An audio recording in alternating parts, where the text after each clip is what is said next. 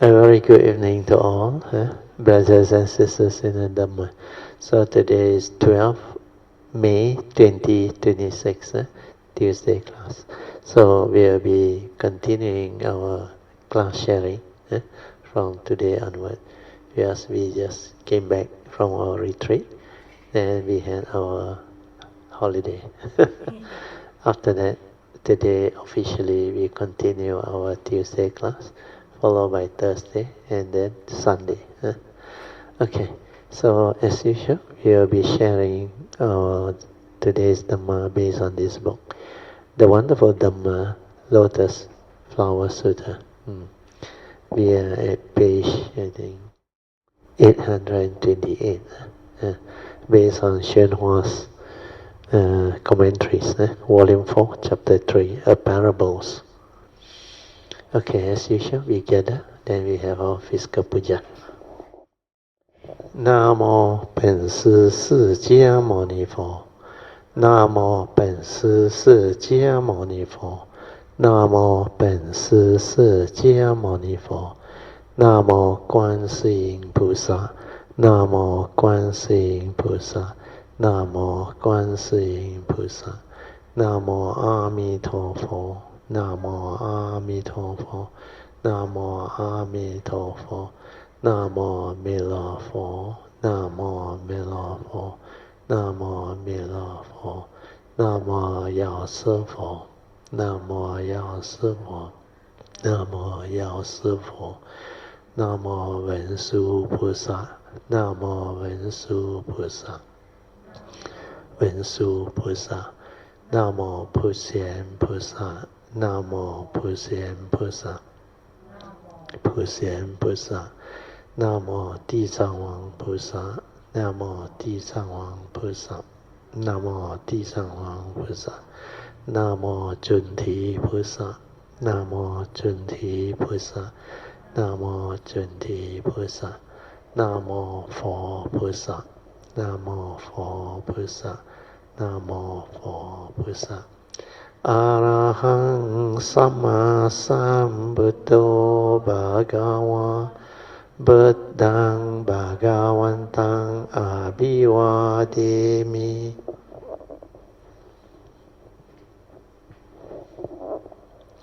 Swakato Bhagavata Dhammo Dhammang Namasami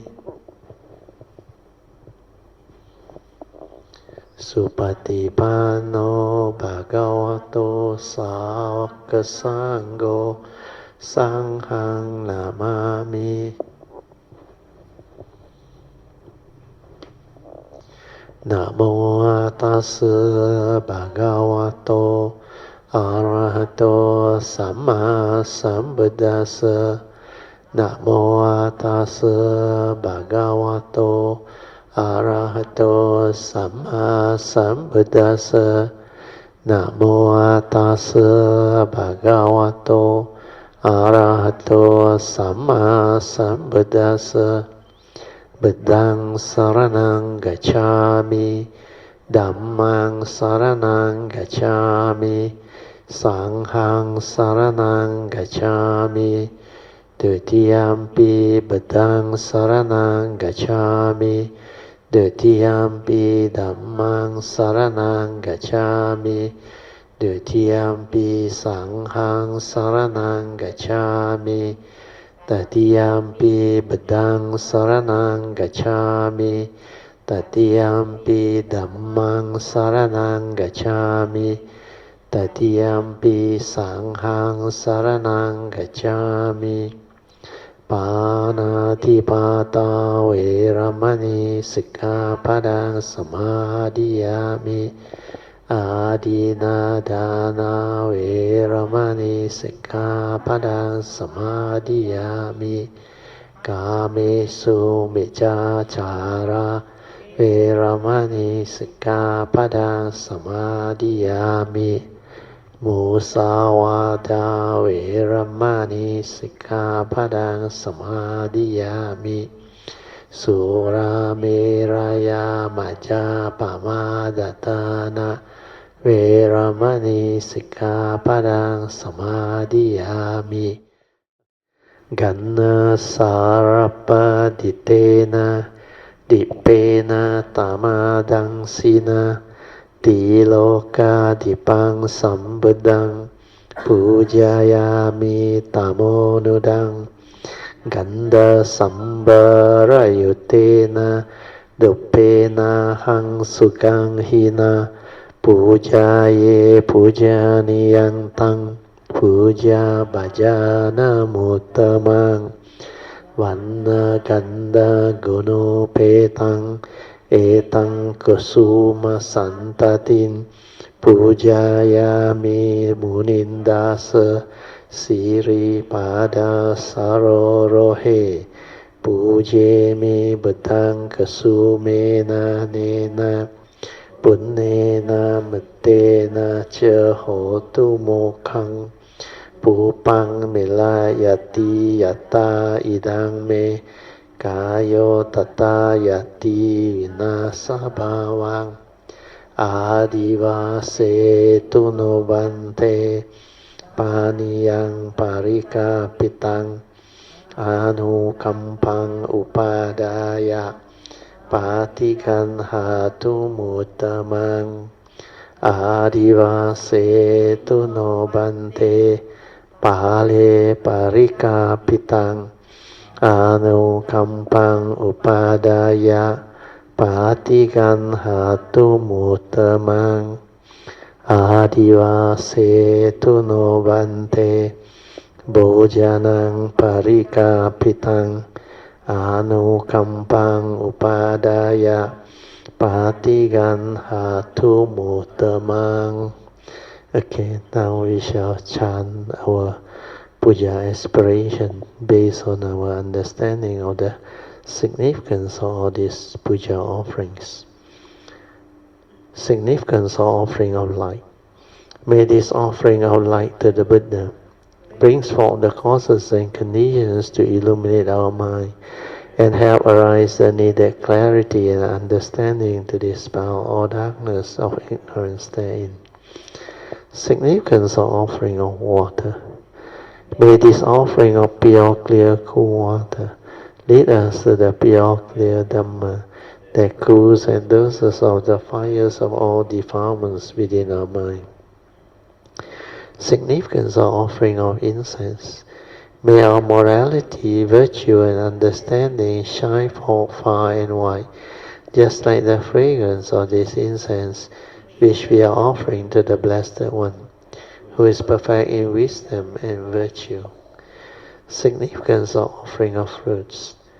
May this offering of fruits remind us of the Dana Parami of generosity and the fruit of our karma, so that we will diligently strive on with heedfulness to attain the path and fruition as soon as possible.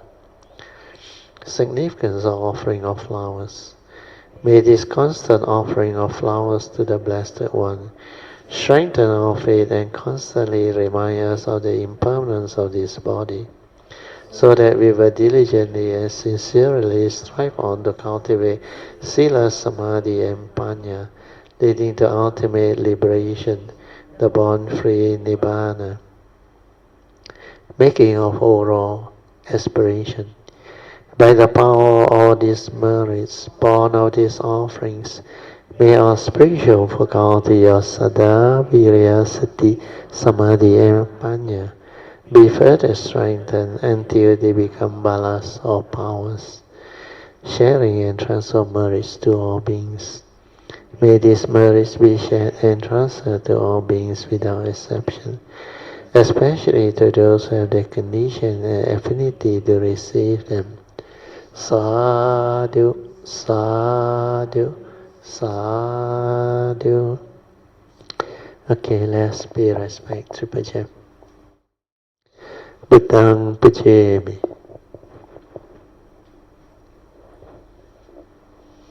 Dhammang Pujami. Sanghang Pujami. Just remember the four supporters that will help you develop the awareness within. The first support is just relax. Feel yourself comfortable, at ease, bodily and mentally, both at ease, relax, like you have no problem at all. Whatever tension, stress within or tightness that you can feel within your physical body, especially your facial muscle and your brain area, you just relax into it. Relax. Feel yourself soothingly relax. Then you can develop the skillful means to relax too. Visualize yourself facing a mirror, radiating a radiant smile. When you can smile, you have joy. Your facial muscle automatically relax. Then when you are happy, when you have joy, you can easily relax. Then if you want to enhance it, you can radiate metta, loving kindness, first to yourself. May I, this body and mind of mine, be well and happy, well and feel the well-being and happiness and joy within every part of your body, all the cells radiate that love, that well-being. So this will give you inner peace, inner well-being, then peacefulness of mind. So relaxation is very important. After you are skillful, you just silence your mind, then maintain awareness within. Don't try to know, don't try to do anything. At the moment you try to know, it's always by the thought, creating more thought, then you cannot be aware within. So just let things be. Whatever arises, aware, finish. Don't continue. Don't allow the thinking to continue. So just relax. Then maintain the silent mind, or maintain the inner awareness within. The nature which is aware is always there. But from there it creates the perception, the thinking, the sankhara activity, the stirring of the mind very fast. And if you are not trained in this awareness-based meditation, sati, you cannot see, you cannot understand. You think it's the same movement. Actually, it's an entirely new movement. This is mundane thinking, mundane activity. So the purpose of training your mind to be aware is not to arise the thought. So relax, maintain awareness, or maintain the inner silence, which is a silent mind. Then just continue to relax into it. Then whatever arises within your 6 sense bases, you just acknowledge it, aware, finish.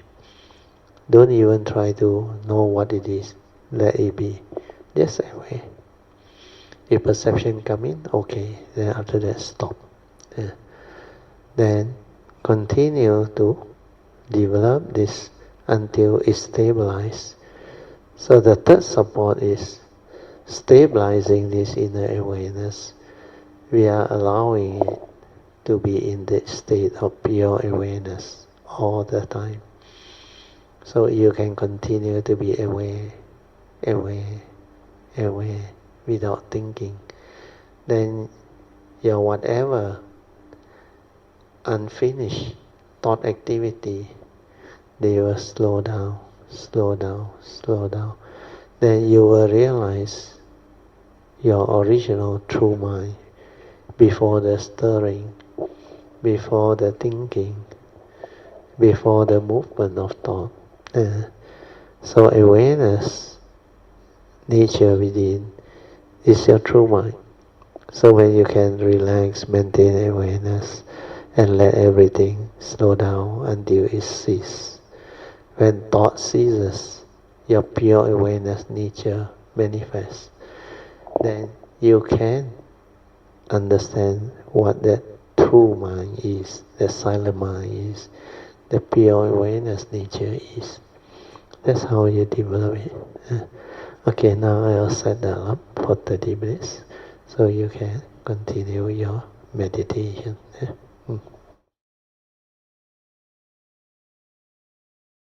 Okay, you can slowly, mindfully come out of the meditation.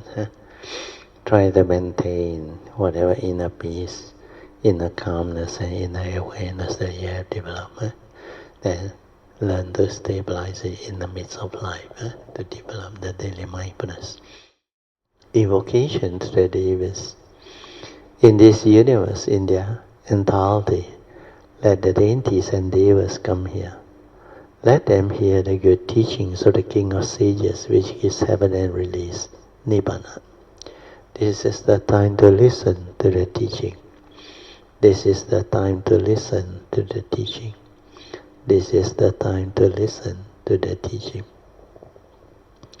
Samanta Chakawalisu Atra Gachantu Devata Saddhammang Munirajasa Sunantu Sakamokadang Dhamma Sharing Ayang Badanta Dhamma Sharing Ayang Badanta Dhamma Sharing Ayang Badanta Namo Tassa Bhagavato Arahato Samma Sambuddhassa Namo Tassa Bhagavato Arahato Samma Sambuddhassa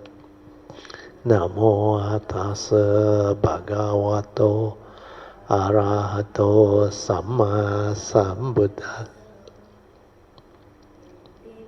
So Bhagava Arahang Samma Sambuddho Vijja Charana Sampanno Sugato Lokavidu Anuttaro Purisa Dhammasarati Satta Deva Manusanang Buddho Bhagavati Swakato Bhagavata Dhammo Sanditiko Akaliko Ehipaseko Opanayiko Pachyatang Veditab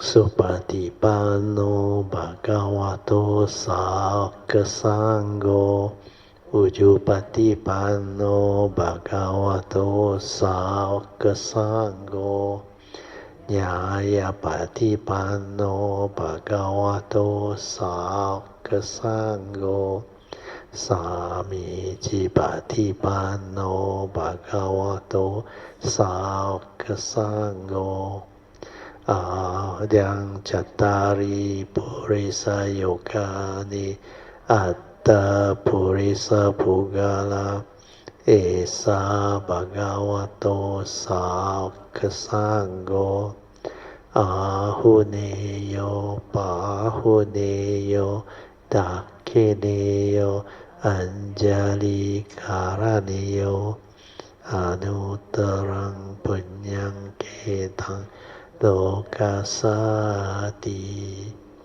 Sadhu Sadhu Sadhu.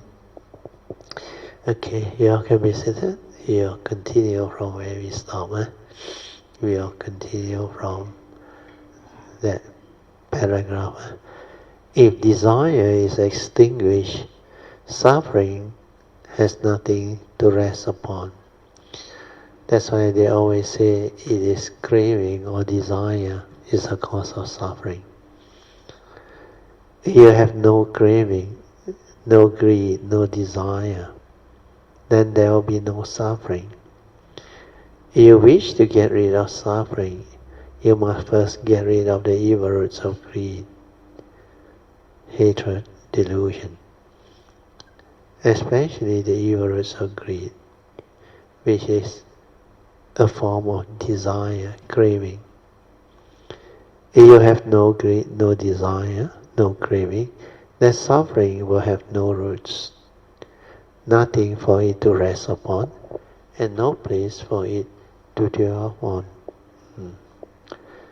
The cessation of all suffering is called the third noble truth. So the third noble truth is the noble truth of enlightenment, actually. Is that suffering need not be, enlightenment in the here and the now is possible. And to realize that all craving must cease. That's why the cessation of form and mind can actually lead to the realization of Nibbana. When craving ceases to be, when there is no more becoming desire, then this form and mind that realizes itself will cease. And when that one ceases, there is no being to actually go through suffering. That's why the cessation of suffering is a noble truth. Means, according to the Buddha, there is a noble truth that actually explains about this possibility. So suffering need not be, there is a noble truth that clearly proclaims the cessation of suffering. And this one can be realized.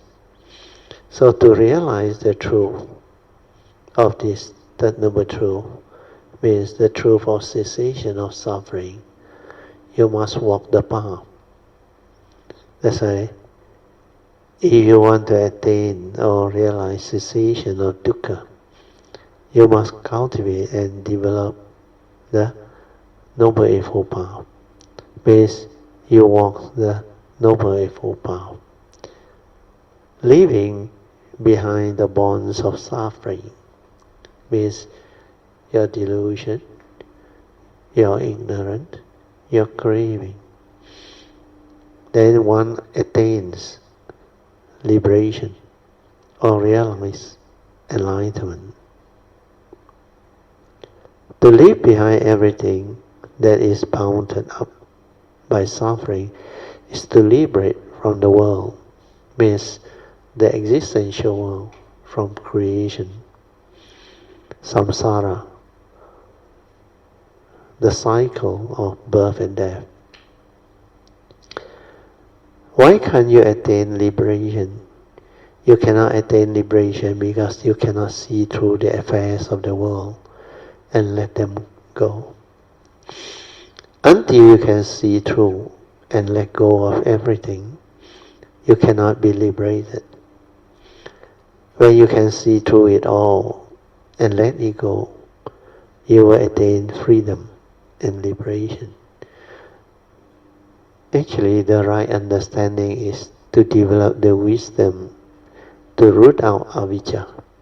When avijja ceases, then there is no more becoming.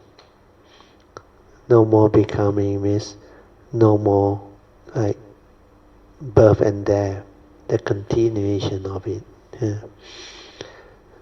So this cessation of form and mind that leads to the realization of enlightenment or the Nibbana is to be realized by the individual cultivator that develops the cultivation.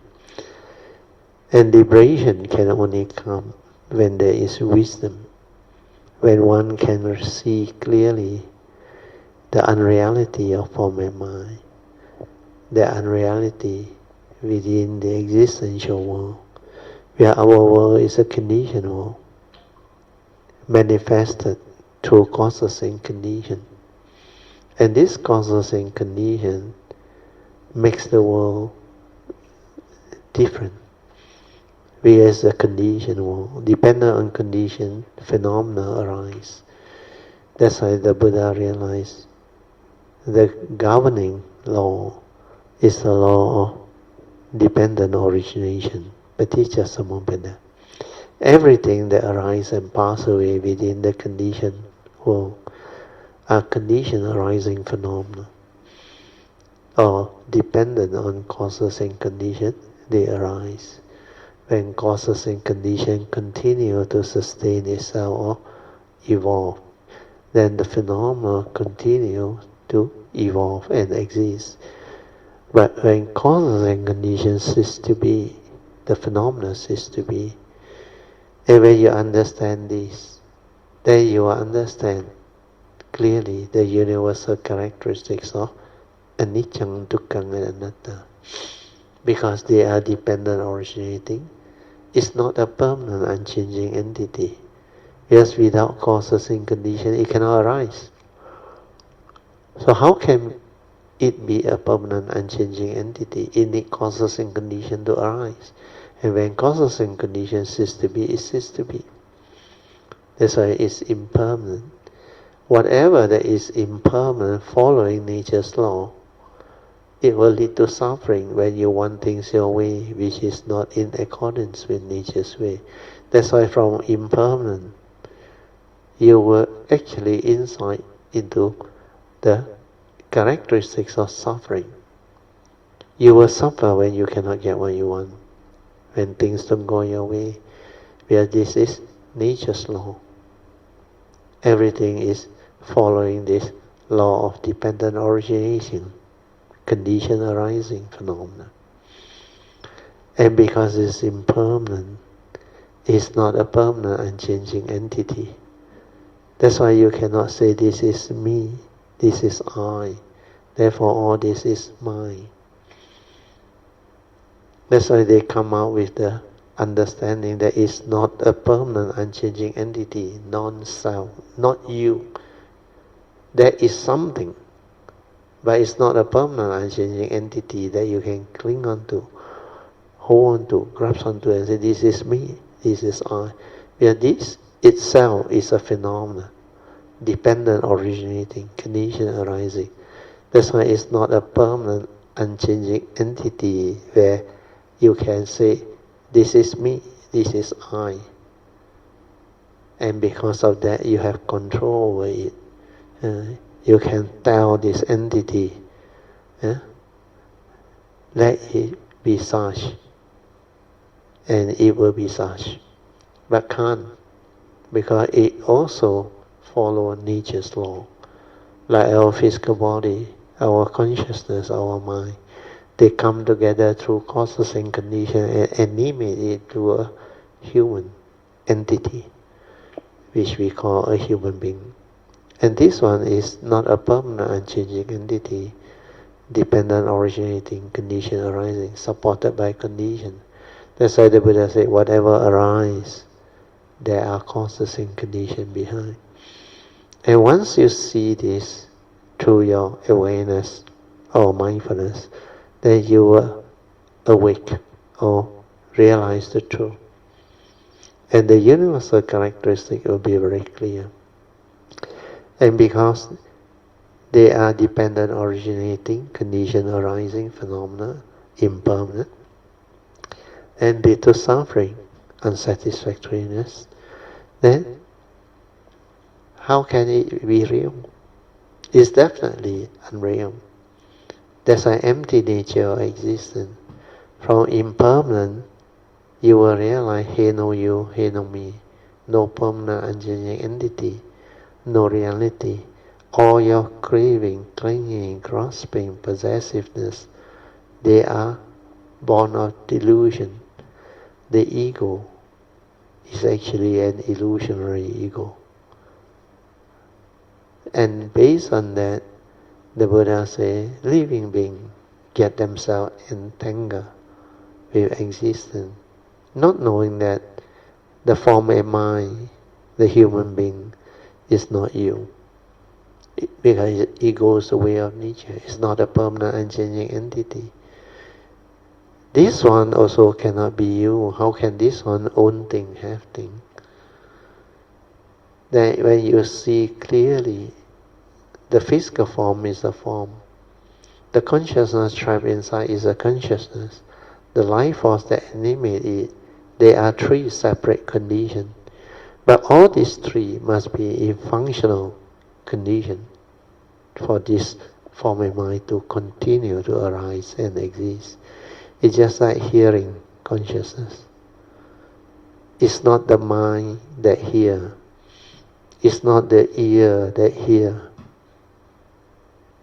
It is a combination of the three conditions. You must have a functioning ear. You must have a consciousness. You must have contact. Then the sense data. When the three impringes come into contact, then automatically, like the physics experiment, the light bulb lights up. You become conscious of hearing. So that hearing consciousness is not an ego. It is just that consciousness. Through nature's law, it just manifests. Like the light bulb lights up, it makes you conscious. But there is nobody inside to be conscious. That's why in the seeing, there is only the seeing consciousness. In the hearing, there is only the hearing consciousness. No one to see, no one to hear. Where all these are dependent, originating, causes and condition phenomena, manifested through causes and condition. So when you understand this, you will understand the teaching. Okay, we go back to the notes. The sutta. So the sutta says when you can see through it, and then you will not be deluded by it. That's why you won't grasp, you won't cling. Here they use the word let it go. Actually there is nothing to let go. When you have developed the wisdom, naturally you cannot hold on. Well, you are wise already. You cannot cling and grasp to the illusionary self, the ego. That's why when you can see through it, you realize the wisdom, then you will attain freedom or liberation. Means you realize the truth.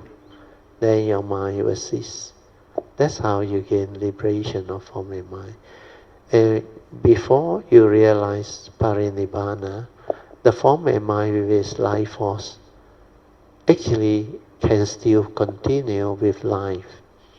That's why they say arahant with residue, means your life force haven't ceased. And you can use that form and mind to live life, because the wisdom that is connected to it will prevent it from becoming deluded. So the understanding is very beautiful. Yeah. So when you are able to realize the enlightenment, cessation, then when it's not time for the 5 aggregate of form and mind to cease or disperse through parinibbana, then you can continue to live the noble life of an enlightened being. Then the sutta commentary continue. Colin, come join us. People are greedy for this and for that. Why? They cannot let go of things, means they have a lot of craving, attachment, clinging, desire. So while alive, you can look upon yourself as already dead. You remember? When you do the lying down, I said the best thing is to imagine you are dead. When you are dead, you cannot respond. Whatever arises or manifests, you are dead and you cannot respond. Itchiness also don't respond. Then you find out how your consciousness actually tricked you. Yeah. That so-called painful or itchiness consciousness, they will actually condition you to move on the sana. That's why feeling, when it conditions into craving, means like and dislike, pleasant and unpleasant feeling. That is how it actually conditions you. That's why when you label it as itchiness, then it has become a negative craving. And when you label it as pain, it has become a negative craving. So you want to do something about it. That's why this is what dependent origination is. So when you are doing awareness-based meditation, like I say, aware, finish. Means don't allow the craving force to actually turn you on. You have to endure, you endure, then you will find out. If you are dead, you cannot respond. Actually, without that craving force, it cannot do anything to you. You just continue to endure. Then it will naturally cease. Even the itchy, no matter how itchy, when you're silent, completely let things be, then the mind returns to its original state, which is without the craving, without the five mental hindrance. There is nothing to disturb you. Then sati take over. That's why the itchiness all is like suddenly like cease, disappear. But when you think about it, when you allow the craving force to have power over you, then it will make you miserable inside there. Then the ultimate thing is to do what naturally a human being will do. Means scratch or make yourself comfortable. And all this is meditation. You have to find out, who are you? What are you? What are the things that stir your mind, condition you to do things? Actually, behind all this is craving, positive and negative. Sensual craving, like and dislike, pleasant and unpleasant sense experience. Then, craving to be, that's why you want to become that thing. You arise and you act. Then the scarcity, the egoic mind manifests. Then when you have enough of it, you know this is actually not worth becoming. Then you crave not to be. So craving to become or not to become, they are the opposite pair.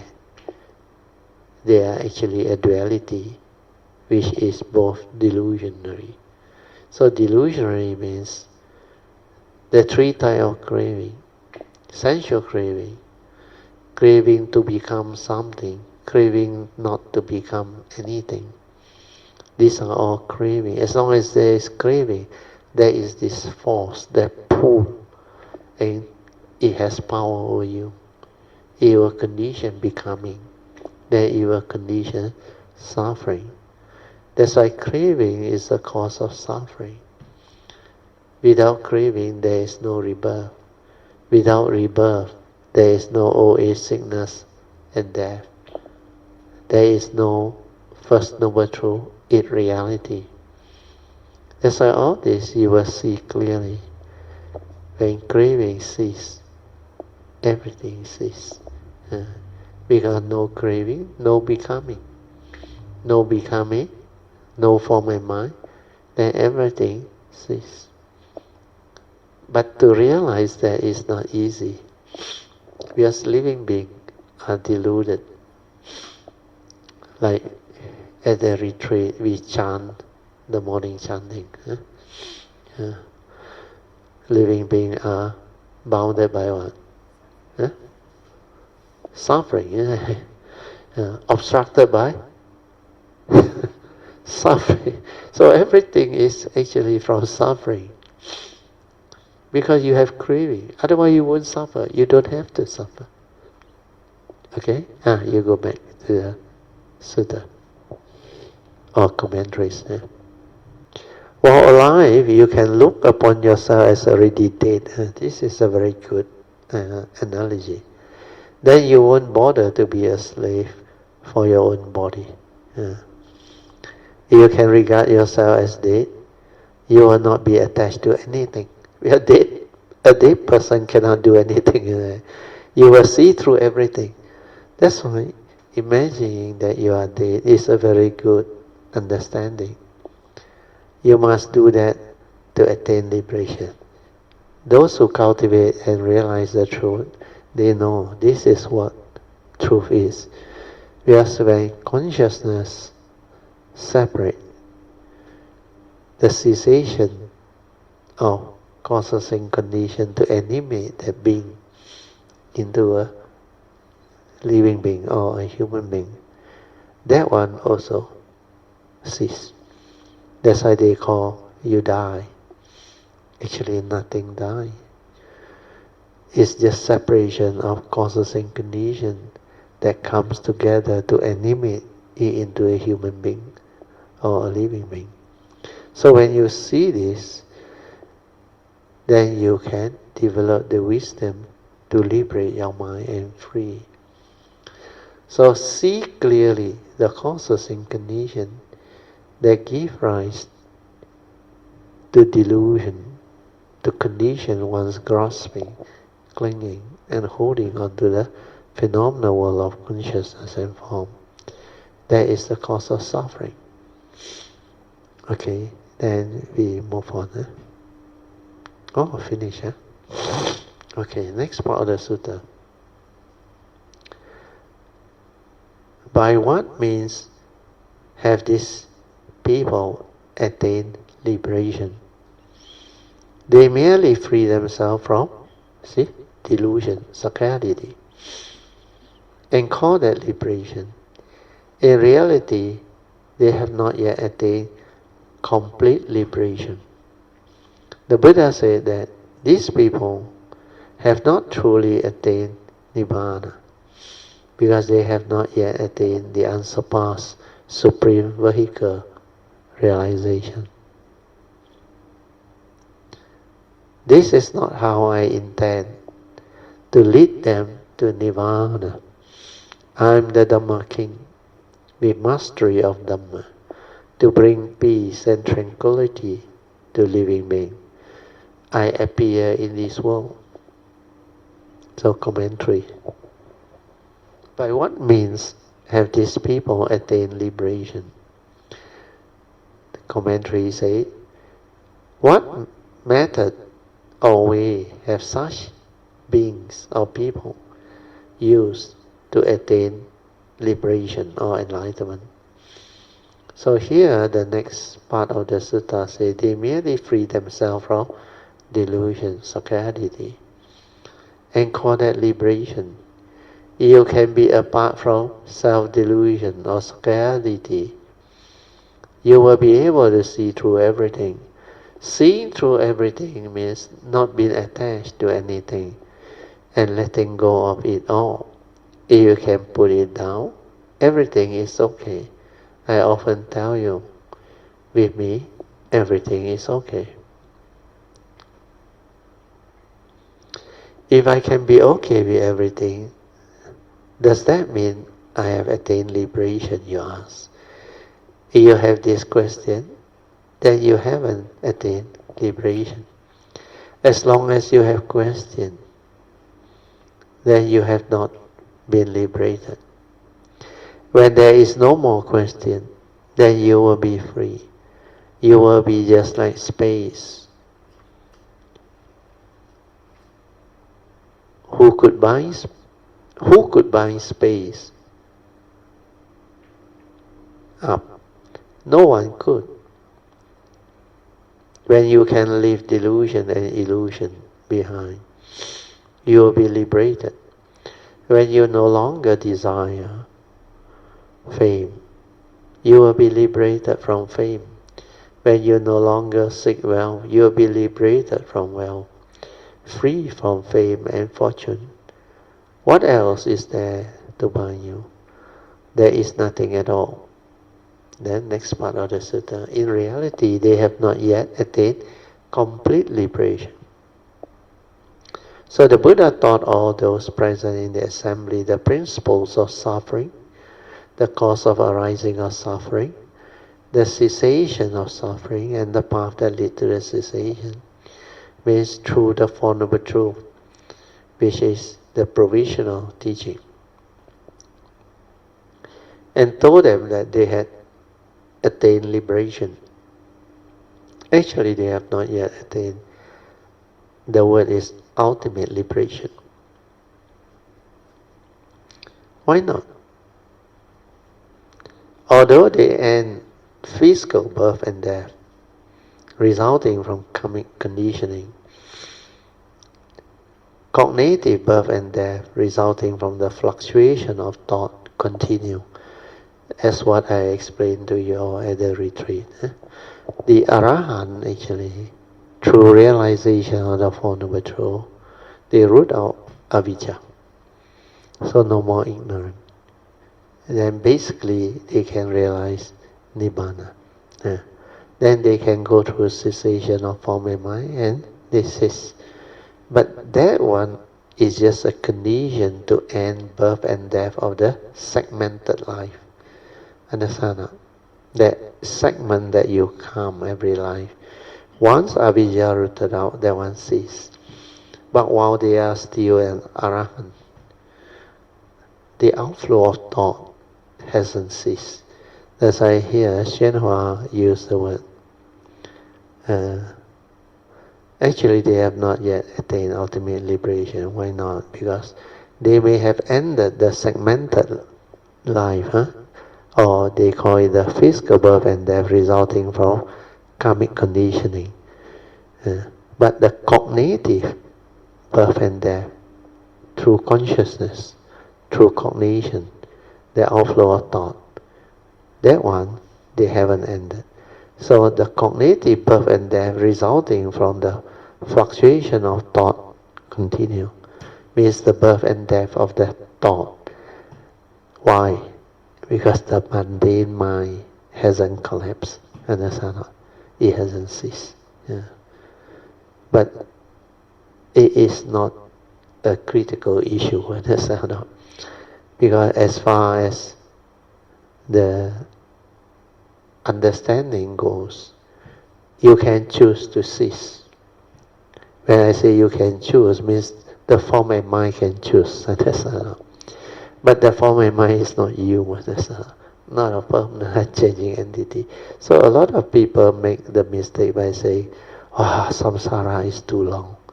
They want to renounce the bodhisattva way. They don't want to continue. Then they want to end birth and death this life. That's why some, they have that thought. And they think they can choose to go that way and just do that. I mean, the choice is there. But then, that form of mind that choose is not you. That one is a phenomena too. Condition arising from my mind. So you choose to end that way, even though there is no being there, there is that form and mind's choice. But to really understand life, fully understand life, you have to go the bodhisattva way, so that it is wonderful existence, so that it's really rewarding. It will deliver the complete training for you to understand very extensively the possibility of understanding this process of birth and death, the evolution of civilization, consciousness, the manifestation of the mind-right life form, the universe. So all this, there are a lot of beautiful secret and understanding behind. So you don't take the supreme vehicle way. You cannot understand the nature within. You only have a glimpse and cease. You haven't even located at the gateway. What more the cultivation from the gateway beyond, leading to the collapse of the form and mind. Even the Huining's, what they call 3 hallmark of his cultivation, you only realize the first hallmark, and that one also not stable. The first hallmark of having realized no thought, 无念的境界, and the no thought that they realize is that true mind, that sati, that mindfulness, that pure awareness nature, but they haven't stabilized it. They only know that there is this. Then they don't even know that this one is not the real, what they call source. It's just that pure awareness nature, the first to arise from the source, the second circle. Then from there, they use it to cultivate, develop the understanding of the universal characteristic. Then they manage to actually understand the Four Noble Truths and its three turning. Then develop the basic wisdom to free the mind, to realize Nibbana or cessation of form and mind. But they have not developed the penetrative wisdom to actually locate the gateway, to develop the training further until that bodhi mind that is being planted can illuminate that nature. Then later on continue with the cultivation to renounce samsara, then perfect the 10 perfection to realize Sammasambuddhahood. So that whole phase, which is a lot more, was not known to them, because they don't know what that thing is. And a lot of people make that mistake because they read a lot of books. Then they listen to a lot of people saying that this is a shorter way, easy way, instead of cultivating for eons here. So logical, but may not be the ultimate realization and understanding. So because of that, a lot of cultivators of the way end up sainthood way.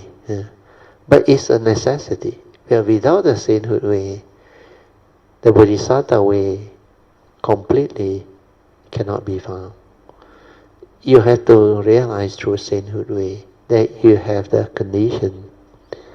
You can meet up with those great beings or teachers that have the understanding, and you have the affinity, the parami. Then you will go that way. Then you will be able to continue with your cultivation. Otherwise, most people cannot even find the way. Actually, sainthood way already not bad, but the trouble in the world is most people can't even understand the sainthood way cultivation, or what the Buddha called the provisional teaching. That's why when it comes to spiritual cultivation, development of spiritual understanding, it's not that straightforward, not that easy. So when you have gone through the whole thing, when you have developed the understanding, actually to teach the living being is not easy. That's why without causes and conditions, it's not easy. Even my nature, I realize I had to come during transition period, during sasana. Otherwise, very difficult to teach living being. Because during non-sasana, there is nothing to guide you. There is nothing for you to fall back onto. Then who will believe you? That's why you cannot blame all those meditators or cultivators who prefer to go and develop all the psychic to impress people so that they have a lot of followers. So all this is part and parcel of existence. So finally, if you have the condition to go this way, that as you cultivate, you will understand what I try to explain to you. Then when you have that understanding, in future, when you come, after you have developed the cultivation, then you will understand all this. Then you will know how to share and teach. Just like this life. How after 1989 I developed the transformation, then I connected back. But then I cannot teach because nobody is ready. And even you have to teach, hardly anybody can understand. Even though I lie low for 15 years to wait for causes and conditions until 2004 when Yun Chan came. even that time when I came out to share, I realized what they need is basic, essential Dhamma understanding, not the teaching. Because the teaching, hardly anybody can understand. That's why initially I realized after about a few months, hardly anybody can understand. Then that time I hinted to them, if anybody can understand 10% of what I share, he's really very good.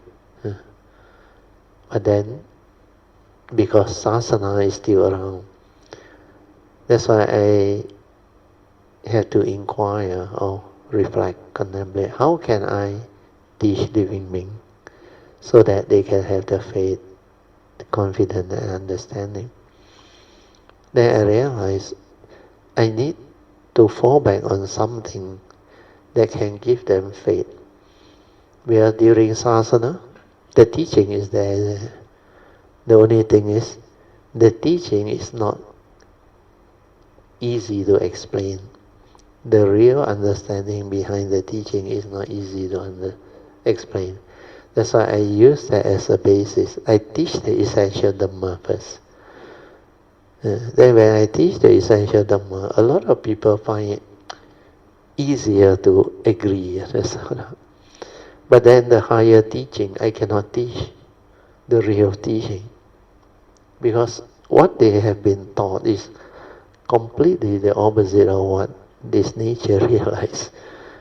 So it's just like the Buddha underneath the Bodhi tree after he realized enlightenment. Then he did the contemplation for 7 weeks.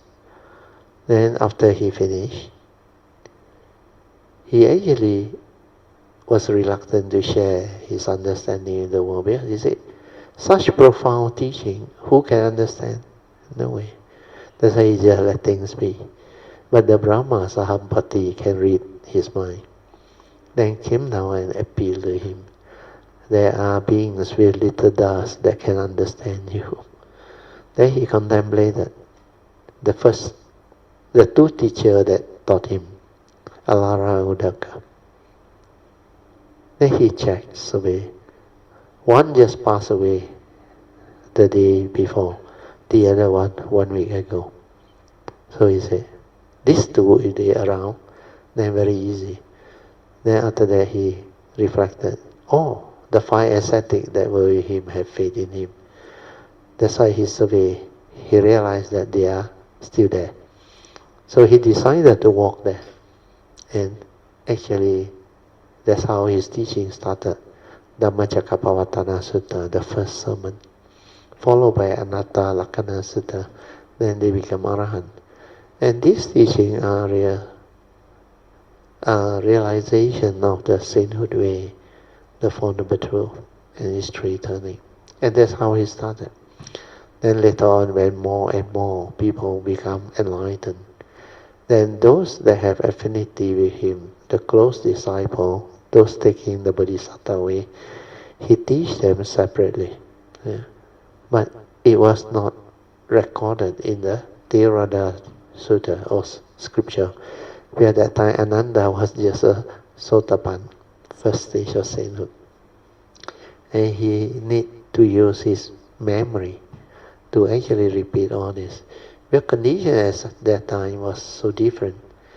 Civilization was not so advanced. There was no writing, no recording, no all this what they call modern technology to assist. So because of that, it was passed down the teaching through chanting, through words. And at that time, it was not easy, really not easy. Okay, we go back to the notes. So I finish on with the segmented birth and death and the outflow of cognitive birth and death. Because that, for my mind, the mundane mind has not ceased. There is still outflow of thought, birth and death of thought. The Buddha said that these people have not truly attained Nibbana, means the supreme ultimate realization of Nibbana. where they have not yet attained the unsurpassed supreme vehicle path. So commentary. The Buddha said that these people who realize the sainthood way have not attained true liberation. They have not yet attained the supreme awakening, and that their cognitive birth and death. This is not how I intend to lead them to the realization of the true Nibbana. The Buddha said that he does not intend to lead or let living beings miss out on the genuine benefit, the attainment of ultimate liberation or stillness. So the Buddha said, I am the Dhamma King, with mastery of Dhamma, to bring peace and tranquility to living beings. I appear in this world. So his purpose is to actually spread the supreme vehicle teaching. Yeah. But the sainthood way or the provisional teaching was a necessity, a necessary skillful means. So the Buddha said, no matter how the Buddha explained the Dhamma, whether his teaching proceeds horizontally or vertically, whether he explained in terms of fine particles or Buddha lens, it's all Dhamma. He has attained full mastery of Dhamma. All his explanations from whatever perspective are correct. Why does the Buddha appear in this world? He appeared in this world because he wants living beings to attain peaceful tranquility and ultimate happiness. In other words, the Buddha appeared in this world because he wants them to attain complete or ultimate liberation. As we move it up. Okay, next part. The encouragement of faith and propagation. Affirming the encouragement of faith and propagation, then the explanation. Okay, next part of the sutta. Sariputta, the Dhamma seal of mine is spoken because I wish to benefit the world. Wherever you go, do not proclaim it carelessly. O Sariputta, the commentary say, although Sakyamuni Buddha was speaking directly to Sariputta, he was also speaking to you, to me, and to all living beings of the present. In speaking to Sariputta, he was also speaking to all the Buddhists and Dhamma Master who propagate the Buddha Dhamma by expounding the Sutta and teaching the Dhamma. Then the Sutta continues, the Dhamma seal of mine is spoken because I wish to benefit the world. Commentaries. The Buddha uses the Dhamma seal of ultimate supreme vehicle reality to certify that all living beings have the potential to realize Sammasa Buddhahood. So the Dhamma seal is the most honorable and noble. It is not something to be used casually. The Buddha is speaking it now because he wants to benefit all living beings. What is meant by benefit? It refers to benefiting oneself as well as others. This Dhamma seal is used to help all living beings. There are three worlds: the sentient world, the material world, and the world of perfect awakening. To benefit the world refers to benefiting the sentient being. The Buddha teaches the Dhamma Flower Sutta to benefit the sentient world. Wherever you go, do not proclaim it carelessly, meaning this Dhamma is venerable and noble. You should not promote or propagate it casually. Wherever you go, be sure not to criticize the Dhamma Flower Sutta. Means this 妙法莲华经, wonderful Dhamma Lotus Flower Sutra. If you explain the Dhamma to those who are not ready to hear it, they will disparage it. Then not only will you have failed to save them, you will have caused them to fall into the hell. Why should you not carelessly speak the sutta? People might fall into the lower destiny because of you. Upon hearing this sutta, most people will criticize it. They might say things like, okay, how can this be? How can it be that without accruing any merits, we can still become Buddhas? That is just too good to be true. People are just people. How can they become Buddhas? The sutras misled people. Those who uttered a single sentence of criticism, such as the sutras, mislead people who fall into the hell of incessant suffering. These principles will be discussed in more detail later in the sutta. It is out of fear that people might criticize the sutta and fall into the hells that the Buddha warned Sariputta not to teach the sutta casually. So this is the reason why I always share you all at the retreat. Have an open mind. If you don't understand, please have an open mind. Don't simply say things because they're karmic. There's sometimes karmic obstruction can be very severe. Then karmic offense is even more serious. You can only explain the wonderful Dhamma Lotus Flower Sutta to those with the disposition of the great vehicle. Means they must have the potential. Otherwise, no point. That's why I say,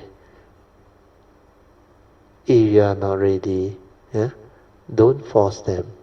If they are not ready, don't force them. Because they have to come to an understanding. And if they don't have affinity, actually they cannot receive it. But that is the nature's law. So here the qualification is very important. You can only explain this wonderful Dhamma Lotus Flower Sutta to those with the disposition of the Supreme Great Vehicle, who will bring upon the faith upon hearing this sutta. That's why no point trying to teach to people who don't have the affinity and ability to understand. Sometimes because of karmic obstruction, they cut it off, they shut it off. And if they are not careful, it can trigger wrong thought and karmic obstruction very severe. Actually, karmic obstruction, although is actually serious enough, but karmic offense is even more dangerous than the son. You know what is obstruction and offense? Obstruction means in Hokkien, like pour cold water, pouring jui. When people are about to take it, hey, you dare to take it? Aeons and aeons, no. That one is karmic offense. So in future, when you want to take, when you met somebody who want to teach the teacher, somebody else will pouring jui, hey, you think you're ready? You got chance, man, you can, man. Then how? But the one karmic offense means what? No? You not only pouring jui, you go and challenge the people. No? This sutta is false. Then you go and create a lot of unnecessary karmic offense. That one I tell you. Some they even go and disturb the cultivator, like the Mara and the Ram there. They like to actually do all this. That's why they are Mara. Those who do psychic and all those things, they will get into trouble. Then all this karmic offense, they are more severe than karmic obstruction. So have an open mind is a very important advice. So whatever you don't understand, Don't try to be a hero or a champion and simply say things.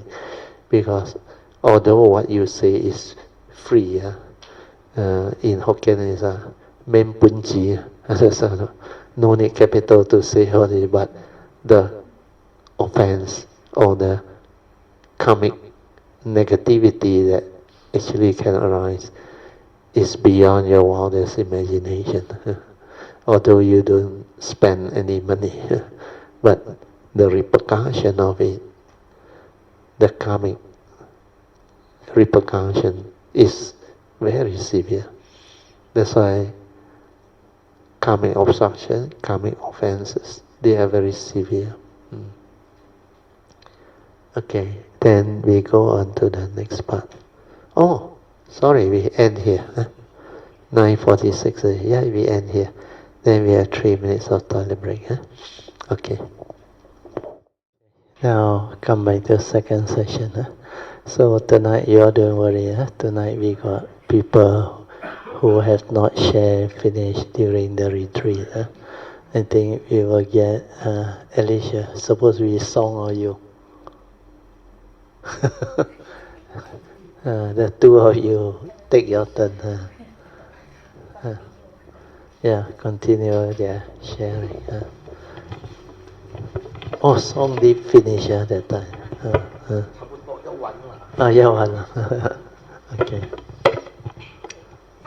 Radio Mr. Steele 我刚明大晚上好。Radio 其实那一天晚上的 sharing 是差不多是讲完了。那么还有最后一个 part 就是在 Day 6的早上，我去 join 那个morning chanting。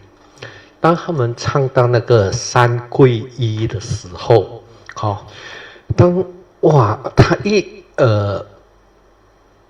他们一唱那个自皈依佛的时候，usually 我们的那个合掌是放在这个胸前。当我一听到那个自皈依佛的时候，那个手就放到你的 forehead， 就看着那个 Vajrayana， 就这样在 totally silent 里面，那完全是你不能够去 describe 那个状况。他一自皈依佛，你那个手就不能够在胸前了，他要放到那个 forehead 然后你整个头这样抬起来看就那个布达的时候，很 silent。过后我在record 的时候，我觉得那个是一个很像在 reaffirm 你的那个跟布达的那个 affinity， 你的 faith 你的 determination。然后他唱完了那个自皈依佛了以后，我的手又放下来。他第二次又在唱那个自皈依法的时候，那个手又再上去。我想，完全没有套，只是你就很奇怪的那个手就一直要放到那个 forehead， 然后就看着那个 Vajrayana， 很 firm， 很 silent 里面。你觉得这个三皈依very important. Because when you understand the Dhamma, you realize this refuge taking is very important. Because that is the only refuge truth. Where there is no other refuge. Where apart from the triple gem, there is no other refuge safe. The Buddha in the Dhammapada verses mentioned. Not even in the mountain, in the cave. Is not safe. Yeah, you cannot find the Four Noble Truths there. The only refuge safe is the Triple Gem. That is where you can find the truth. That's why you don't have affinity with Triple Gem, with great beings, with the teaching, with the true disciple of the Buddhas. You cannot find the way. That's the beauty and importance of refuge. That's why when you understand this situation will manifest. You really understand the beauty and importance of refuge. But refuge becomes suddenly 皈依佛, 皈依法, 皈依真. But these are the triple gem. They are gemstones. and they really has the teaching. Because the Buddha, being Sammasambuddha, he has perfected all the understanding. He has the teaching. Then when you take refuge in the Dhamma, it's his teaching that he proclaimed. Definitely the teaching is there. Then the third one is the enlightened Sangha or disciples of the Buddha. These one are the Aryan Sangha. Means Sangha means not necessarily you must be in the robe or ordained. Even lay people who are enlightened, who have that understanding and the nature, they are part of the Sangha. So these three will definitely have the teaching. That's why once you hit certain understanding and stability, then the beauty of taking refuge, it will stand up and you will understand what refuge means. It's so beautiful, so wonderful, and so important for mankind, for living being. Very good. So that's why it will manifest. Then later on your own, I remember after 1989, I start to see all this. No wonder must take refuge. No wonder must pay respect.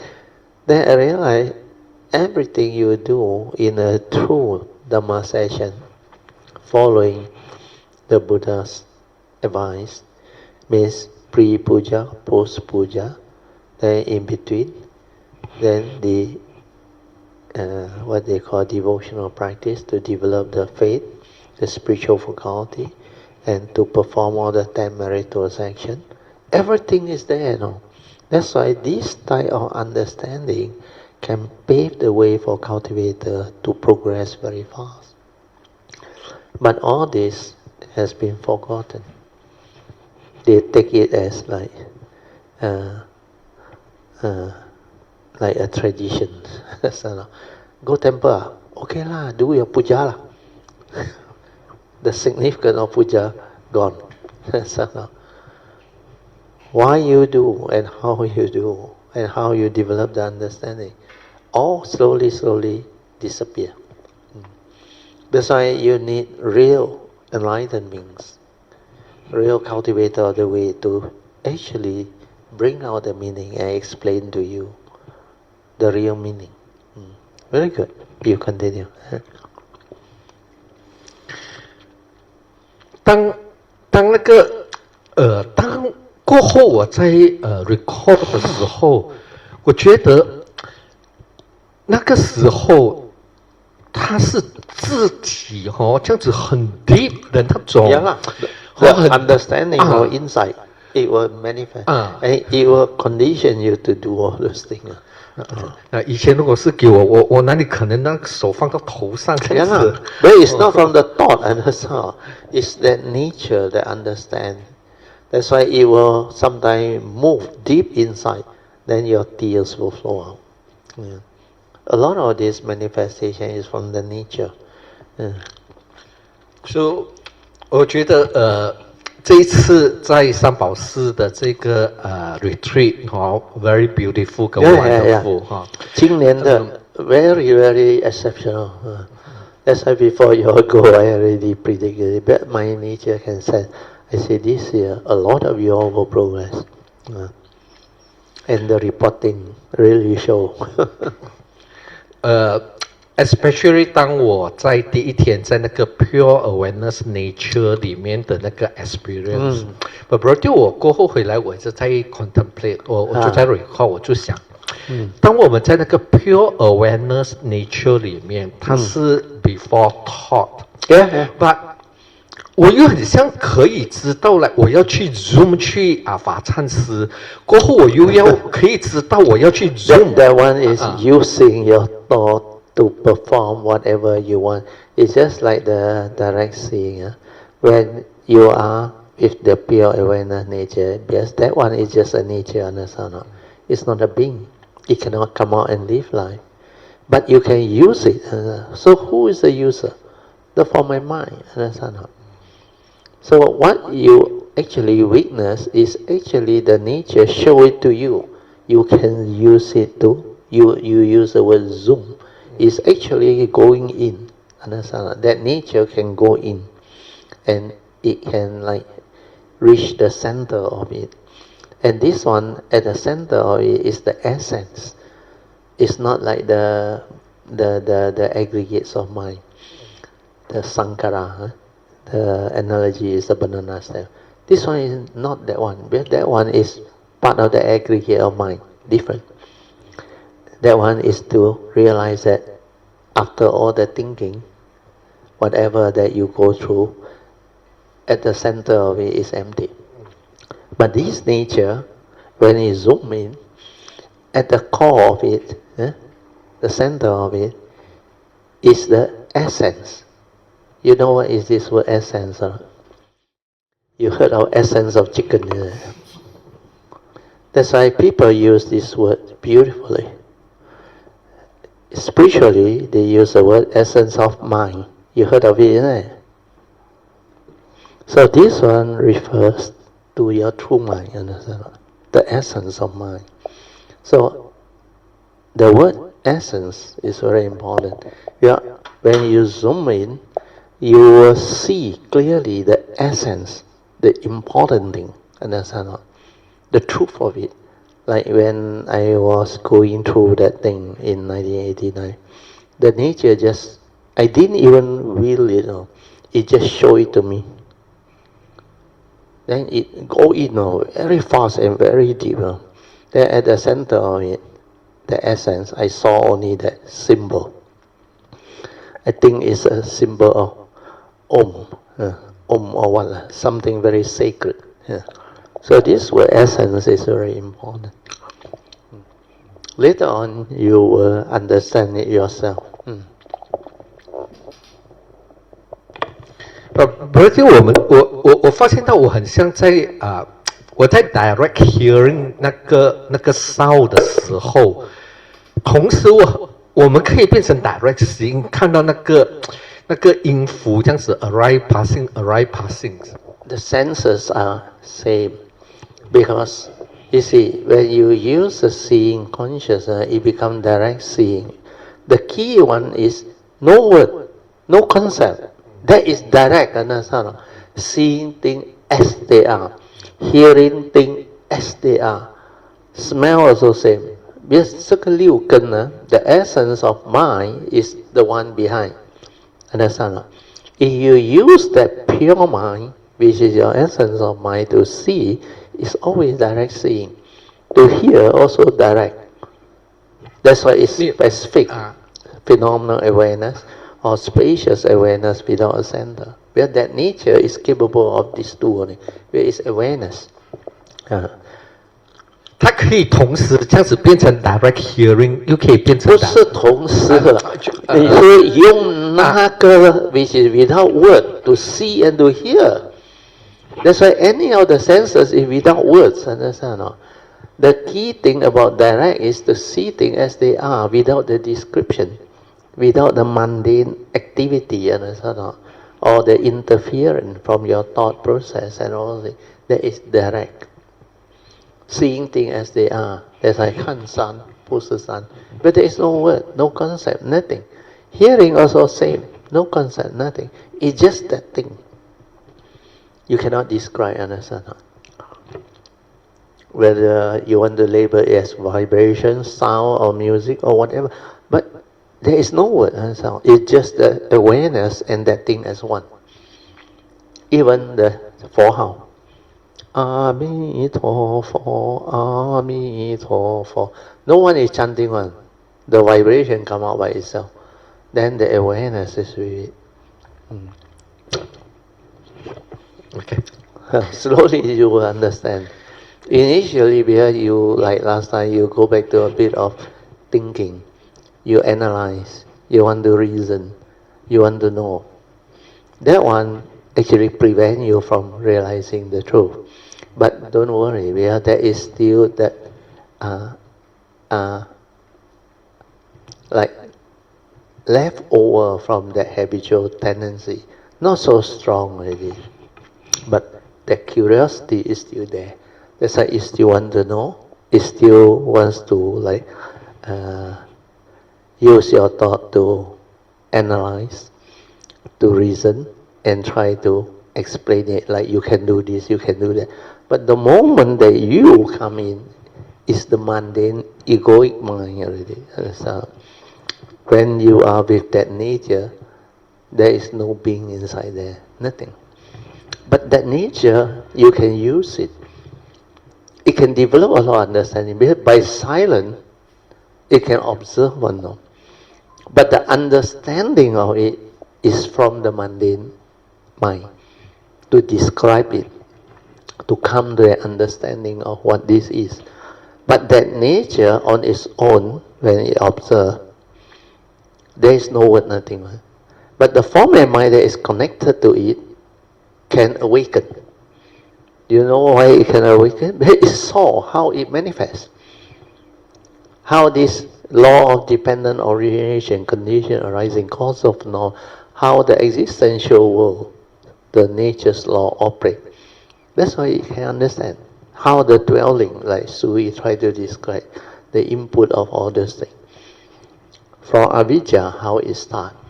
Then when avidya ceases, no more avidya, then it becomes the true mind. So without avidya, there is no ignorant contact.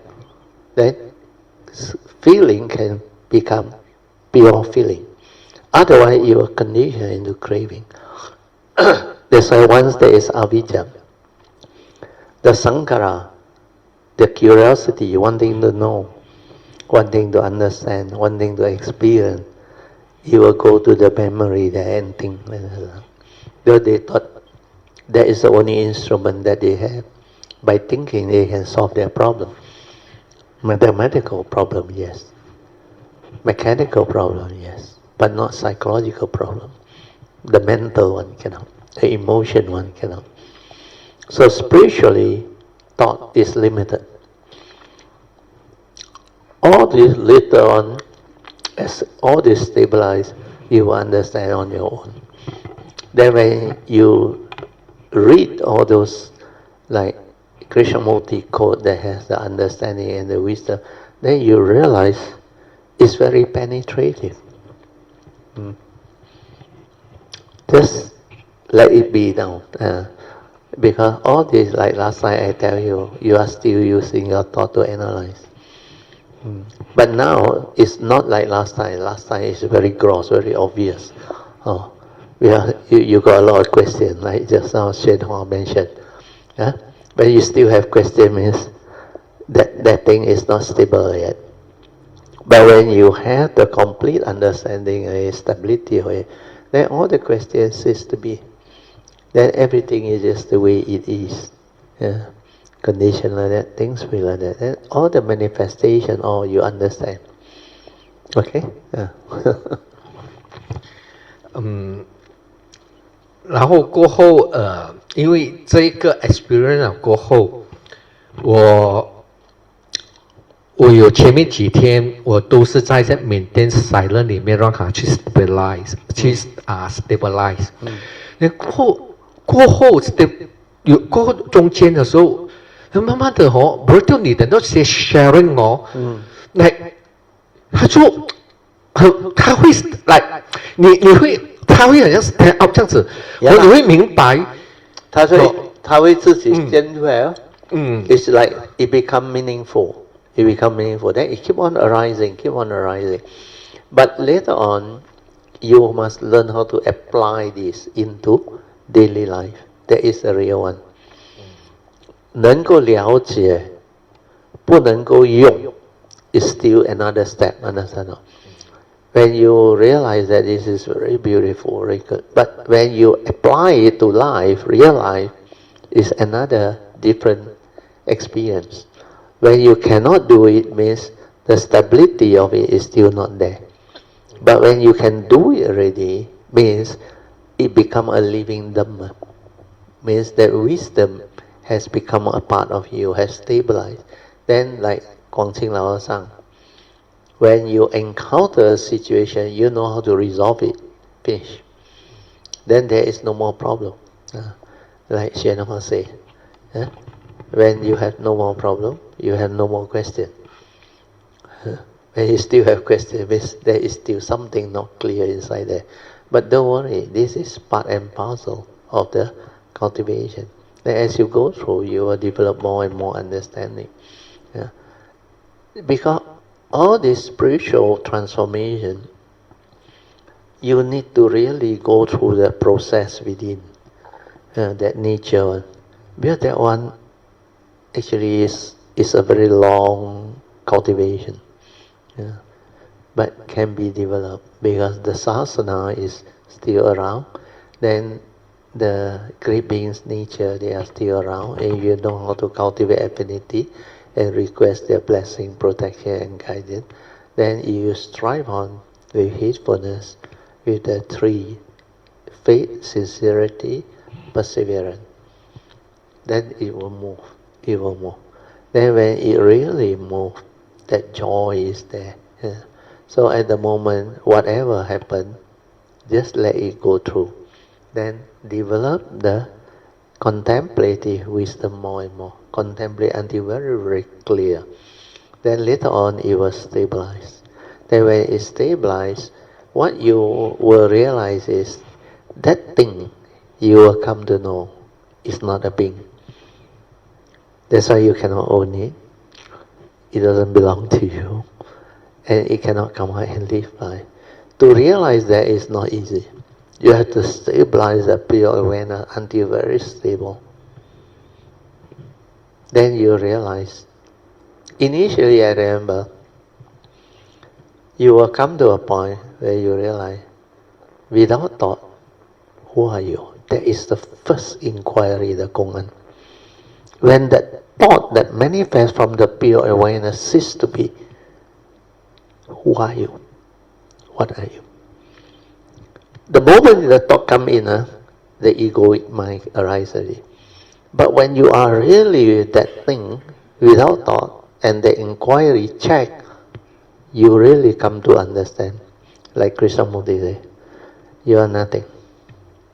You are nobody. You is not a being. And that one is not you. Then you realize the form and mind also same. Condition arising, causal phenomena, not a permanent unchanging entity. So how can it be you?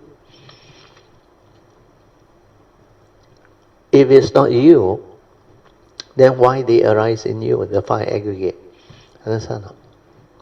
Because they are dependent originating, condition arising, not a permanent unchanging entity. That's why it cannot be you. So all this you have to stabilize the understanding when you are in the meditative state.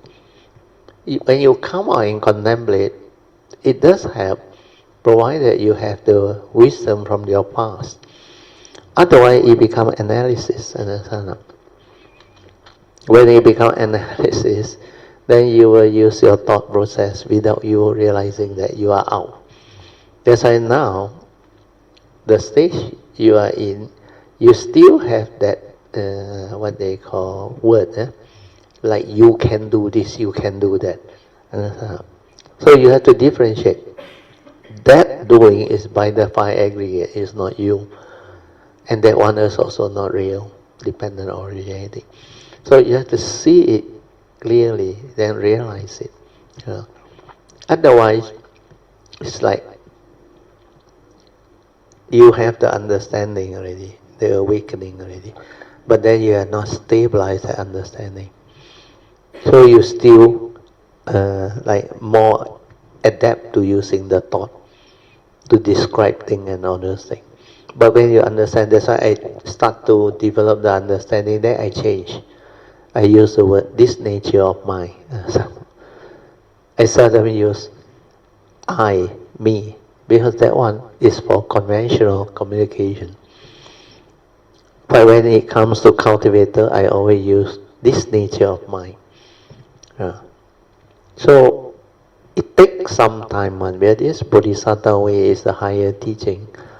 It is going deep into that nature, realizing that nature, then come out, then develop the understanding again, then use this to communicate and teach. This phase you will go through, and it will take a while. But don't worry. The more important is you see it, you understand it, then you move from there. Don't be too curious to know, but there is nothing to know. The real knowing is not the knowledge. But to be able to develop the understanding to communicate is very important. But that one can be a later stage. When you are ready, when you can share and teach, then you understand all this on your own. That's why it's not easy for most people. Actually, to really have the capacity and ability to share and teach the Dhamma is not an easy thing. But you can share and teach to the level you are. Then beyond that, you just say, at the moment, this is what I understand. So you qualify yourself, understand? Then no problem, you can share. But you will reach a point where you understand all this very clearly. That's why a lot of people, before they really have the understanding, they got this problem of too eager to teach and to share. Then they end up having a lot of problems. But these are humanity within the conditioned world. And a lot of these things is happening around because a lot of them, when they have some form of progress, understanding, they have this, what they call, egoic mind behind that tell them. That's why it becomes defilement of insight, understand? And they are trapped in that. But for your case, it's not that one. It's the stability of it not there yet. Then later on, when the stability is there, you can explain and you can do a lot of things. That's why in the early day area, Alicia used to actually check with you on a lot of things, which is very good. Then you can advise them, counsel them based on your understanding at that time, which is good enough. Well, for them, at that time, they are going through that phase of cultivation, which you have already done. But now is the recent manifestation you try to understand. That is not so fast. So luckily you will bring it up, and I can explain this to you. So go in silent, then inquire without thought. Who are you? What are you? Then all this inquiry will bring out the understanding on its own, where you have actually developed the realization, accept the clarity of it, the stability of it. You need to contemplate, reflect. Then reflect on my sharing. It will help you. Okay? 好 ，OK，So 我的 sharing 就到这里。最后我要谢谢Vardil 的 Nature，还有三宝寺的所有的佛菩萨的加持的 guidance 让我们的这一次的这个 retreat 很圆满的举行，然后也让我们每一位学员都能够有 benefited from 这一次的这个 retreat。所以非常的感恩这样我就 sharing 就到这里，让我交给Alicia。Also, our encounter with the senior monk, the monk, actually is not by chance, right? It's to give you all faith and understanding, yes? That's why he is one of the 15 disciples of the, I think, the 4th abbot that I met in 1989. And it seems he knows a lot of things. He said all the abbot, the founder, they are very good monks, very good cultivator. And there are a lot of enlightened beings that graduated from that Sanpo. That's why he said this Dao Chang is fantastic. And they like the Jie. If you go there and do retreat or what, they like it. The previous abbot that passed away also same, you remember? He also Jie give us the bit also. Because actually for us to have the condition to be there for 13 years holding annual retreat is not by chance. That's why all this it will manifest and unfold. Okay, we let Alicia use the balance of 11 to 12 minutes. Good evening, Brother Teo, Mrs. Stew, and Okayamita. Actually, for the experience, first experience 我 share 那天的哈，我因为太忙，我也一直在 aware 罢了，所以他就没有太多的想法，就好像刚才我讲，我冲了凉一走出来 ，suddenly 他就撇那个 four circle 哦，然后你好像你明白，你从那个第一个 circle 回去，然后又从那边又出回来，这样来回就是这个。For her, she can understand where she went in. Then even if quite deep, then after that, when she come out, she can understand. Brother 还有就是。 还有一个 experience 就是在文殊菩萨的那边，在大殿，因为我也有一点点怎样讲啊，就想下去跟文殊菩萨结缘，就下去 meditate。然后很快的，我整身就很 relax，OK。Then after that 我就 went into stillness。Then after 过了 很久一下，然后忽然我就aware 到那个戴眼镜的师兄在那边做禅定。OK。但是我听不到他在禅什么，但是我好像 one with 那个禅定这样。就是整个怎样讲，我不懂得用什么字，就是好像我就是。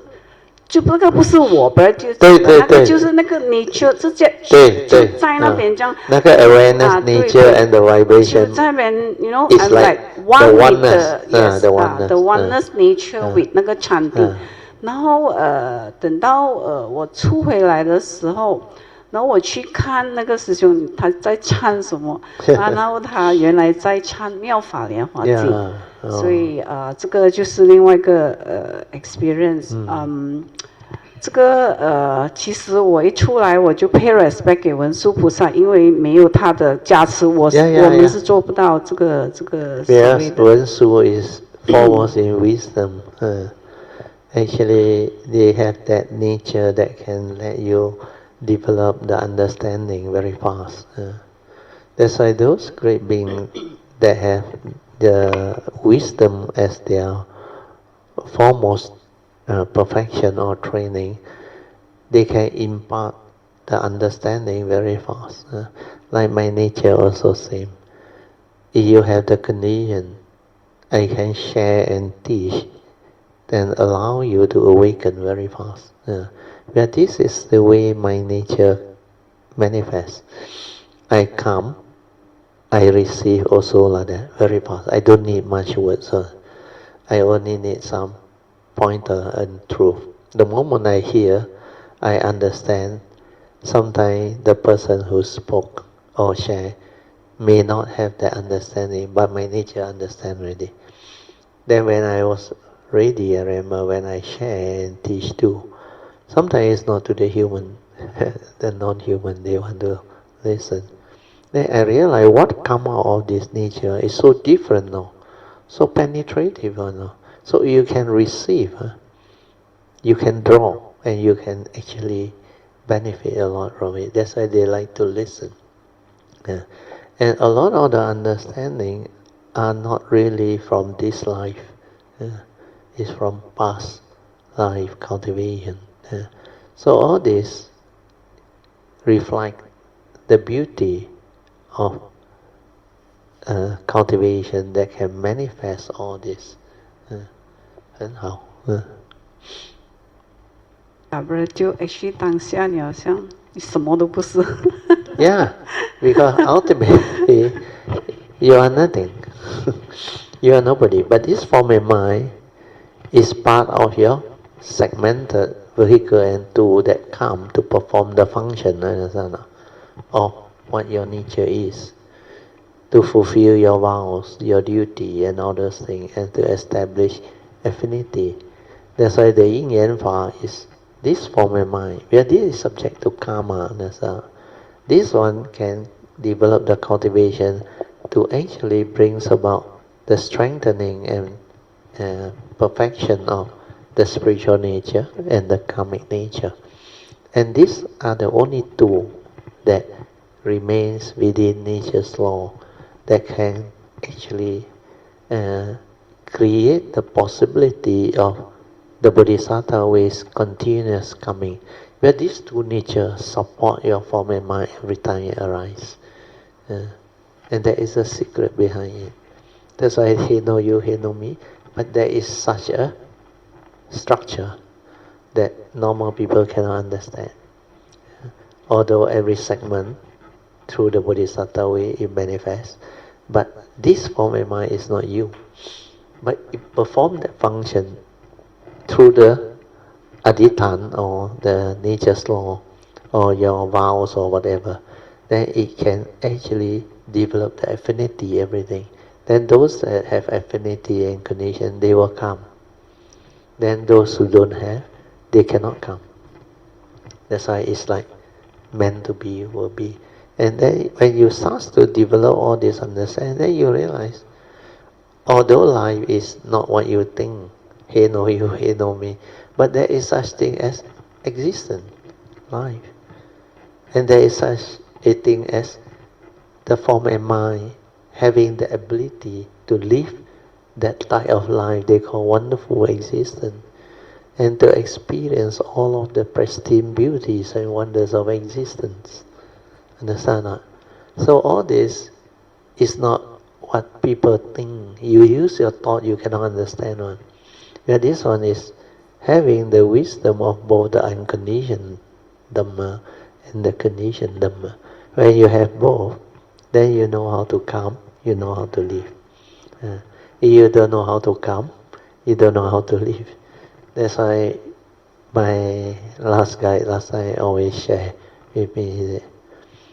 He said, Theo, we must know how to come, then we will know how to return. Understand that? Means the source. If you don't know how to come, how can you return? Through delusion you lost yourself. But you know how to come means through the Bodhisattva way, you know how to come. Then you know how to return. And there is no one returning to the source. It's like the question, who become enlightened? No one. It's just the mundane mind realizes. And this manifestation is just the manifestation that will happen when the understanding is there. Then finish. And he know you, he know me. But the source cannot be monopolized. It's not a being. There is nobody inside there. But that thing is the original nature. It's there all the time. It's the oneness nature. That's why all Sammasa Buddha, they arise from there. Or we call it the singularity. From there, all things manifest. Then, to that, everything ceases and disappears. That's why from zero comes one. Then one comes infinity. Then from infinity, when you develop the understanding, the four circle formation, you return one by one. Phenomenal world, back to mundane mind back to the pure awareness. Then this pure awareness that realizes itself through the mundane mind cessation, cease, and the unconditioned is realized. Then everything ceases. But for lay people, you say, you return to the source. Actually, there is no one to return to the source. No one enlightened, nothing. It's the mundane mind realize itself and cease. Then the pure awareness also cease. But this one, if it doesn't cease, it cannot return to the source. That's why it must cease. Then, that thing that you return to is actually not a thing. That's why I remember when that nature go through the cessation, then it come out. Then I realize, exactly like what the Buddha said, it's unconditioned. Cannot talk about it. No word, nothing inside there. But because it's not time for you to die, that's why the thing can come out again. The pure awareness nature that was first to come out. And I saw. Then from there, how it split into three areas of consciousness. and animate this flow and become a human being again. That's why all this is possible. But to describe and to teach is another very big step. Not easy. Unless you have that clear understanding and that stability, it's not easy. To put it into words is even more difficult. You think all this Dhamma that I share, some words also don't have one. Like specific phenomena, awareness, species. It's never taught in any other Buddhist book or spiritual teaching. Never. And a lot of the sharing that I teach you, the four circle formation, all things, is not written anywhere. But to use word to express all this and share it is not easy. Even the Trinity triangle, remember? From the pure awareness nature, you can go two ways: mundane living and direct seeing. Then from there, wisdom connected, noble living. But it can be presented in simple diagram, and it can help in the cultivation. To do that, you must have the stability of wisdom and understanding. Otherwise, you cannot. That's why don't worry about all this. That when the time comes, you all will also progress and reach that phase, and you will have the ability to do all this. But most important thing is the yellow card. Get it right. Then from there, you are home. When life after life, your bodhi mind planted with faith, sincerity, and perseverance. And this actually will be there. And this one, whenever you arrive, whether you choose to come or you have to come through the coming, it will be activated. So, but you have planted that seed. You have taken that first step. Planted the seed of bodhi sincerely with faith and understanding. Then you determine through your adhittana, your silence with all your merits, by the power of whatever merits and wholesomeness that this nature of mind has cultivated and developed under this. I vow to have this understanding, life after life, whenever I choose to come or I have to come. Then it will be activated, where is nature's law, your adhittana, until it becomes part of nature's law. Then it will activate by itself. The bodhi mind will actually move by itself. Then when the time comes, you realize, how come all this understanding come back to you? Where you have made that affirmation. So the adhittana is very important. Okay? Have faith. And already you summarize. Brother, 我 other part 我改天再 share 了哈。可以。好的，Brother 最重要，我想讲几句，就是当我们在 retreat 的时候，怎样说，要怎么样的去 deal with 我们所面对的，或者你看到他们。有时候我会跟爸妈叔姨分享说，你看到他们这样，你不觉得他们可怜咩？就是这样。但是我发觉到的是有一个这个好处是，当你有了那股，就好像 understanding， 你心里面会笑出来，一直笑，就是这样子。所以很感恩 Brother 这一次的 retreat 也很圆满的结束，每一个也有。受益，还有，我要透露一点点，就是宝莲有东西要分享，哈哈。So 没有，他 online 罢了，他 next time next round 到他分享。So 感恩大家，阿弥陀佛。Okay, 阿弥陀佛 ，Let us rejoice. Sadhu. Very good. Because finally, like Alicia said, you will smile. But no reality on. He know you, he know me. No need to call it, no need on. They are just the way they are, finished. And the understanding will become more and more stable, penetrative. Then ultimately, you must know the existential world is full of this type of duality and phenomena. But the unconditioned actually has none of all this.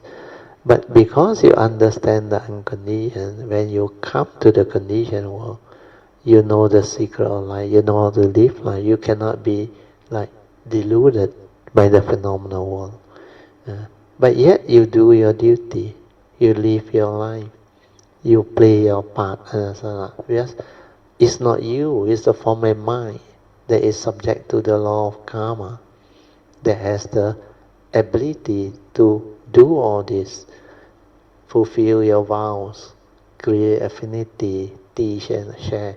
All these are possible because of that form of mind. But it's not you. It's the nature's condition, karmically conditioned our vehicle into. So you have to understand this until very, very clear and distinctly separate these two fellow. And that's all. But that one inside there is not a being, the unconditioned. The pure awareness nature is not a being. But this fellow is a being. And that's all. It's not a permanent, unchanging entity. It's not you. But you can use it to do a lot of things. Live life, understand life, create all this possibility of wonderful existence. That's why I say ultimately you understand, even though it's unreal, not what you think, hey, no, you. But there is such thing as life, existence. There is such thing as the Bodhisattva way. There is such thing as all these vows and all those things. It manifests. Where the conditioned world can support such possibility. So to understand all this is actually a wonderful existence, a great marvel of nature. And this one is not really you coming, but because there is such thing as a Bodhisattva way, you can, through the karmic nature, develop all the causes and conditions, the vow you set, all the what they call through your pure wish and all those things, your vow, everything, the causes and conditions all set, then you can choose to come. And how to come. Everything is possible. That's why it becomes like so wonderful. That creation, existence can be so beautiful, so wonderful, so pristine. And this part, a lot of people cannot understand. Ability to live life is really, really a marvel. To me, it's so beautiful. Like this nature of my, this segmental life, it come like previous segmental life, so beautiful. I don't have problem at all. I come, it's like I'm so lucky, but nothing to do with luck. Like I didn't do anything. My nature just accord and flow. Then everything just manifests. Then it creates all this possibility. Okay, we end. Sadhu, sadhu, sadhu.